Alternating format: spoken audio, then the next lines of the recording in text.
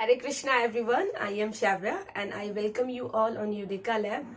मुझे पूरा उम्मीद है कि आप मेरे पुराने वीडियोस देख भी रहे होंगे और उससे फायदा भी ले रहे होंगे, बिकॉज वो सारे लेक्चर्स बहुत ही इंपॉर्टेंट है। मैंने खुद कंपाइल किए हैं वो सारे इंपॉर्टेंट पॉइंट्स आप कह सकते हैं जो एग्जाम में आते हैं, आए दिन आते हैं और जिनके आने के चांसेस बहुत ज्यादा होते हैं। तो आप इसी चैनल पे श्राव्या मैम करके आपको सारा प्लेलिस्ट मिल जाएगा। तो आप साइंस हो, पॉलिटी हो, ज्योग्राफी हो, हिस्ट्री हो, सारा देख सकते हैं और उससे लाभ ले सकते हैं। इस क्लास में मैं गुप्ता पीरियड के बारे में पढ़ाने वाली हूँ, गुप्ता एज के बारे में, जो कि बहुत ही इम्पोर्टेंट है। गुप्ता एज से क्वेश्चंस आते ही आते हैं, इसलिए आप इसको बहुत ध्यान से देखेंगे। और ये एज अ बहुत ज्यादा डिस्क्राइब्ड फॉर्म में नहीं है, ये मैंने एग्जाम के लास्ट मोमेंट के लिए बनाया है, ताकि आप एग्जाम देने जाए तो उससे पहले आप फटाफट इसको देख लें, तो आपका सारा कॉन्सेप्ट, सारा जो आपने पढ़ के रखा है वो आपके दिमाग में बैठ जाए।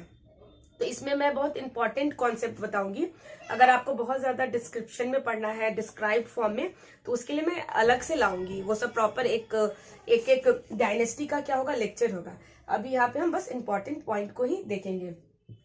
तो गुप्ता एज में जो शुरुआत होती है, वो सबसे पहले जो इसके फाउंडर हैं उनका नाम है श्रीगुप्त। आप श्रीगुप्त को ऐसे याद रख सकते हैं जैसे कि कोई भी अच्छा काम करने से पहले हम लोग ऐसे श्री गणेशा या गणेश जी की क्या करते हैं, वंदना करते हैं। तो श्री गणेशा, तो कोई भी अच्छा काम हो रहा है तो श्री यूज हो रहा है, तो वैसे आप याद रख सकते हैं कि गुप्ता एज है तो श्रीगुप्त ने स्टार्ट किया होगा, या इसके फाउंडर कौन है, श्रीगुप्त है। नेक्स्ट चंद्रगुप्त वन इसलिए है क्योंकि चंद्रगुप्त 2 भी है, इसलिए चंद्रगुप्त 1 को यहाँ पे आप याद रखेंगे। श्रीगुप्त के बाद चंद्रगुप्त 1। चंद्रगुप्त मौर्य से भी आप इसको याद रख सकते हैं। चंद्रगुप्त मौर्य कितना इंपॉर्टेंट नेम है। तो चंद्रगुप्त वो सिंपली चंद्रगुप्त मौर्य है, ये चंद्रगुप्त 1 है। यहाँ पे आप देखेंगे चंद्रगुप्त 2 है, तो आप इस सब में बिल्कुल कंफ्यूज नहीं करेंगे। चंद्रगुप्त 1 के बारे में जो इम्पोर्टेंट चीज है वो ये है कि इन्होंने किंग और क्वीन का क्वाइन जारी किया था। मतलब किंग, रानी और राजा जी बोल रही हूँ मैं, राजा कोई बात नहीं, जी भी अच्छा ही है वैसे तो। राजा और रानी का क्वाइन इन्होंने लाया था, तो इस चीज को आप ध्यान रखेंगे। नेक्स्ट है समुद्रगुप्त। तो समुद्रगुप्त को आप समुद्र से भी याद रख सकते हैं, समुद्र। तो समुद्रगुप्त ने क्या किया था, इनके बारे में थोड़ा ज्यादा है तो ध्यान से आप देखें। इनको लिच्छवी दाहित्र कहा जाता है। और लिच्छवी दाहित्र होता क्या है, एक्चुअली जो समुद्रगुप्त है उनके पिता का नाम है चंद्रगुप्त 1, और चंद्रगुप्त 1 ने जिनसे शादी की थी, वो उनकी जो बीवी थी, उनकी जो धर्म पत्नी थी, वो थी लिच्छवी की। तो क्या हो गया, समुद्रगुप्त का जो मामा घर हो गया, नानिहाल हो गया, वो हो गया लिच्छवी। इसीलिए लिच्छवी के क्या हो गया, समुद्रगुप्त नाती हो गए, इसलिए उसे कहते हैं लिच्छवी दाहित्र। तो आप ये रिलेशन समझ रहे होंगे जो कनेक्ट हो रहा है एक दूसरे में। तो आपको थोड़ा बहुत इस चीज से लिंक करके आप पढ़ेंगे तो याद रहेगा, क्योंकि लिच्छवी में उनकी माँ का घर था, उनका मायके था, और समुद्रगुप्त का क्या था, नानी नाना का घर था, तो इसलिए उसको कहते हैं लिच्छवी दाहित्र। और क्या कहते हैं, और कहते हैं धर्मीय बंद, याद रखेंगे। नेपोलियन ऑफ इंडिया भी इनको कहा जाता है, ठीक है। और इनके टाइम पीरियद में इनके कोर्ट में बहुत इंपॉर्टेंट पोएट आए थे। पोएट मतलब कवि आए थे इनके कोर्ट में, मतलब इनके राज दरबार में।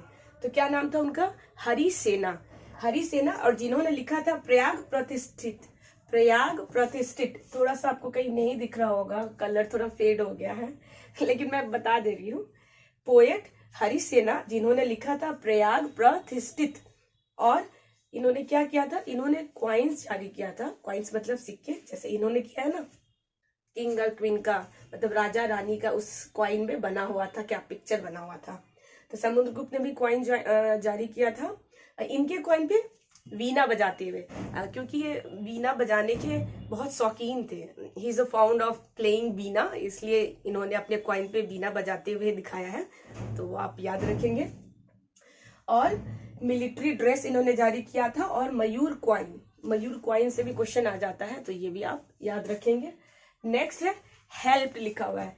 तो हेल्प में, अब हेल्प ऐसा क्या समझ में नहीं आ रहा होगा। हेल्प मतलब इन्होंने मदद की थी, तो क्या मदद की थी, किसको मदद की थी, वो देख लेते हैं। तो इन्होंने श्रीलंका के किंग को स्तूपा बनाने में हेल्प की थी।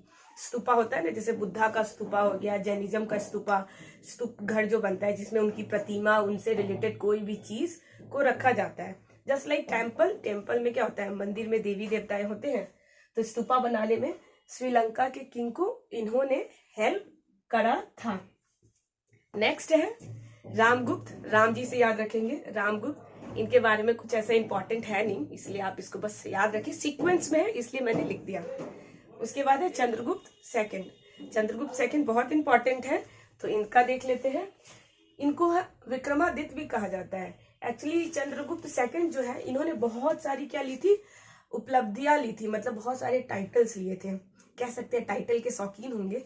ऐसे टाइटल के शौकीन तो ऐसे नहीं कह सकते कि बस टाइटल के शौकीन है तो लोग टाइटल रख लेता है, क्योंकि इन्होंने ऐसा इतना अच्छा काम किया है, इसलिए जो भी उनके कार्य से रिलेटेड होता था या उन्होंने कोई उपलब्धि प्राप्त की थी, उसके बाद वो टाइटल लिया करते थे। तो इनका नाम विक्रमादित्य भी है, एग्जाम में आता है।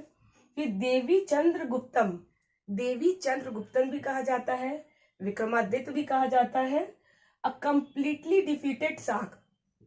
अगर आपने मेरा लास्ट लेक्चर देखा होगा तो उसमें मैंने दिखाया भी था, लिखा था कि चंद्रगुप्त सेकंड ने सारे शाक रूलर को क्या किया था, डिफीट किया था। ठीक है, सारे शाक रूलर को डिफीट किया था चंद्रगुप्त ने। तो ये आप याद रखेंगे।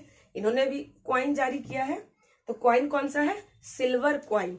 हालांकि इन्होंने बहुत ज्यादा अमाउंट में गोल्ड कॉइन भी जारी किया था, बट उसमें इम्प्योरिटी था, मतलब इम्प्योरिटी था। और जो प्योर गोल्ड कॉइन जिन्होंने जारी किया था वो कुषाण थे। मैंने बोला था कि फॉर कैरेट, गोल्ड को कैरेट से मेजर करते हैं उसके प्योरिटी को, और के फॉर कुषाण, तो उससे आप रिलेट करेंगे। और चंद्रगुप्त सेकंड ने गोल्ड कॉइन ज्यादा अमाउंट में जारी किया था, बट सिल्वर कॉइन आप कह सकते हैं, सिल्वर कॉइन इन्होंने पहली बार जारी किया था, वो आप याद रखेंगे। फायान इनके टाइम पीरियड में आए थे।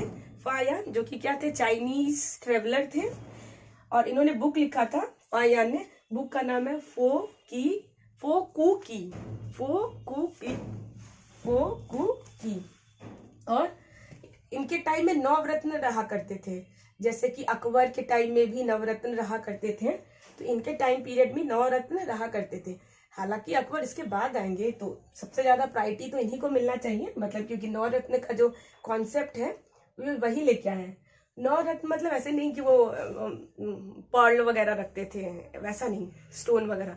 नवरत्न मतलब क्या होता है, जैसे महारत्न कंपनी है ना, जो कि जिस बहुत ही वैल्यूएबल कंपनी जो होती है, मतलब जिसका वैल्यू बहुत ज्यादा हो, जो कंट्री के लिए बहुत ही इंपॉर्टेंट हो फॉर इकोनॉमिकली और फिर ओवरऑल डेवलपमेंट के लिए, तो वैसे कंपनीज को क्या कहा जाता है, महारत्न कंपनी कहा जाता है। जैसे कि ONGC है, HCL है, और भी बहुत सारे हैं। तो ये सब क्या है, हाईली इंपॉर्टेंट या हाईली प्रॉफिटेबल कंपनी है इंडिया की, तो सबको महारत्न। क्योंकि रत्न क्या होता है, रत्न में जैसे कि हो गया रूबी होता है, तो ये सब रत्न क्या होता है, बहुत इंपॉर्टेंट है, बहुत रेयर होता है और बहुत ही ज्यादा कॉस्टली होता है, इसलिए इसको रत्न कहा जाता है, महारत्न। तो इसी टाइप से नवरत्न है, मतलब इनके दरबार में जो रहते थे नवरत्न, मतलब 9 ऐसे इंपॉर्टेंट पर्सन रहते थे जो बहुत ही वैल्यूएबल थे इनके कोर्ट के लिए, इनके राज के लिए, जो कि उनके एडमिनिस्ट्रेशन में कोई इंपॉर्टेंट डिसीजन लेने में हेल्प किया करते थे। तो नवरत्न में जो इंपॉर्टेंट थे वो थे कालिदास और धन्वंतरी। तो ये आप याद रखेंगे। कालिदास की तो बहुत सारी पोएट, मतलब कविता या फिर स्टोरी का रचना भी है, मैंने भी बचपन में पढ़ा है, मतलब बुक्स वगैरह में, हिंदी के बुक में। तो कालिदास के बहुत सारे पोएम है, पोएट है। आपको अगर कोई इनका बेस्ट पोएट या कहानी कुछ भी याद आ रहा है इनसे रिलेटेड, तो आप कमेंट में लिखेंगे। और धन्वंतरी भी इनके नवरत्न में से one of the most important नवरत्न है। तो ये आपको पूरा कॉन्सेप्ट समझ में आया होगा।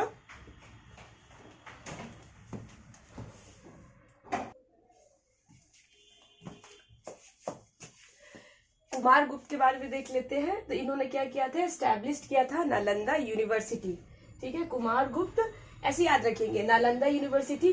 कुमार जनरली उनको कहते हैं ना जो मैरिड नहीं होते हैं, तो थोड़ा आप उससे लिंक कर लेंगे कि कुमार थे, इसलिए नालंदा यूनिवर्सिटी इन्होंने बनाया। ठीक है, तो एस्टैब्लिश नालंदा यूनिवर्सिटी।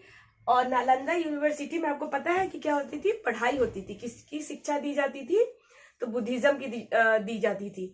वहां पे लोग बच्चे क्या आते थे, बुद्धिज्म का पढ़ाई करने के लिए आते थे। और भी बहुत सारे रिलीजन का पढ़ाई होता था, जो मेनली फोकस जो था वो बुद्धिज्म था। और यहाँ पे हॉस्टल की भी सुविधा थी। जैसे कि अभी आप लोग बहुत सारे बच्चे होंगे पीजी में पढ़ते होंगे, हॉस्टल में पढ़ते होंगे, रेंट लेके पढ़ते होंगे। तो उस टाइम इतना बड़ा यूनिवर्सिटी था कि लोग बाहर से आते थे, मतलब कि लाइक चाइना से, ऑल ओवर वर्ल्ड से कह सकते हैं, यहाँ पे बच्चे आके पढ़ते थे। गुरु लोग भी आते थे, टीचर लोग ट्रेनिंग के लिए आते थे, बहुत लोग देखने आते थे कि यहाँ पे कैसे शिक्षा व्यवस्था है। तो पूरे इंडिया से नहीं, पूरे वर्ल्ड से लोग यहाँ आते थे, शिक्षा ग्रहण करते थे।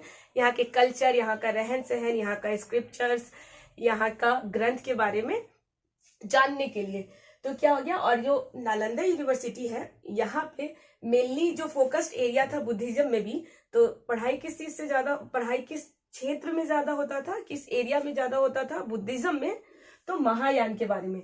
बुद्धिज्म में 2 सेक्ट्स है, एक हीनयान, एक महायान। तो महायान पे ज्यादा फोकस्ड था इस यूनिवर्सिटी में, और यहाँ हॉस्टल की भी फैसिलिटी थी, तो आप याद रखेंगे, ठीक है।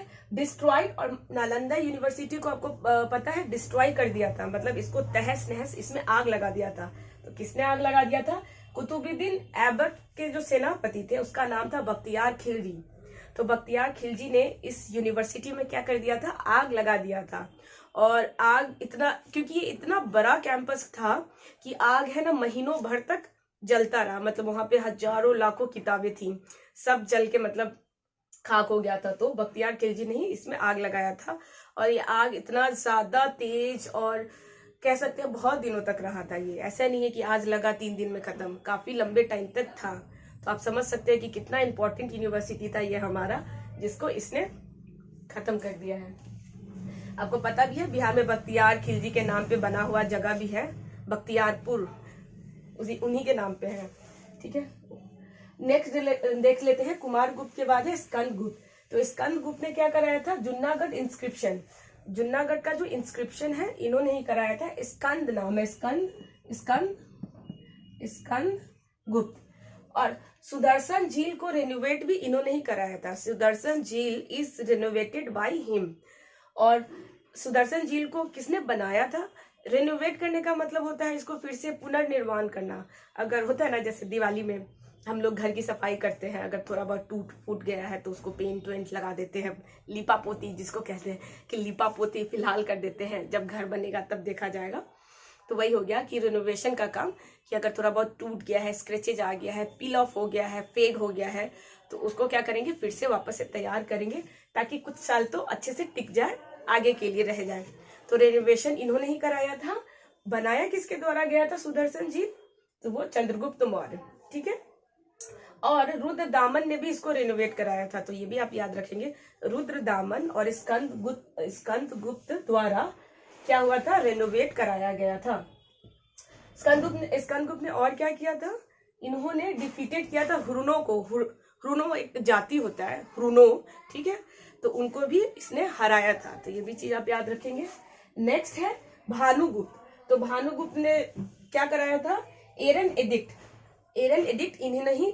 एडिक्ट का मतलब मैंने पहले भी बताया था कि किसी भी शिला पे, पत्थर पे या किसी पिलर पे लिखवाना, अपना मैसेज देना या अपने काम को बताना, उसको कहते हैं। तो एरन एडिक्ट जो है वो इन्हीं के द्वारा, भानुगुप्त द्वारा ही कराया गया है। और सती प्रथा का जो डिस्क्रिप्शन है, सती प्रथा के बारे में आप जानते होंगे, अगर नहीं जानते हैं तो मैं आपको किसी एक वीडियो में स्पेशली इस पे पूरा डिस्क्राइब करके बताऊंगी।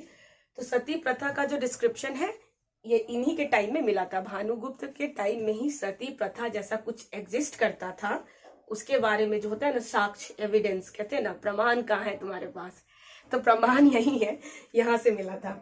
लास्ट है विष्णुगुप्त, ये है लास्ट रूलर, ठीक है। तो ये पूरा एक सीक्वेंस था किसका, गुप्ता पीरियड का, जो एकदम लाइन वाइज ही था, इसलिए आप इसको लाइन वाइज ही पढ़ेंगे। अगर आपके पास कोई ट्रिक है तो वो आप मुझे कमेंट में बताएंगे। मैं अभी ट्रिक यहाँ पे नहीं दी हूँ, लेकिन नेक्स्ट वीडियो या आने वाले कोई वीडियो में मैं आपको ट्रिक के साथ बताऊंगी, ताकि आप गुप्ता पीरियड को और अच्छे तरीके से क्या कर सके, याद कर सके। फिलहाल मैंने बहुत ईजी लैंग्वेज में बताने की कोशिश की है, और जो भी इम्पोर्टेंट था इनसे रिलेटेड वो भी मैंने ट्राई किया है कि आप समझ जाए। इसलिए इस वीडियो को आप कम से कम 5 बार देखेंगे तो एकदम दिमाग में बैठ जाएगा आपके। तो मैं मिलूंगी नेक्स्ट वीडियो में। टिल देन अपना और अपनों का ख्याल रखें। Thank you.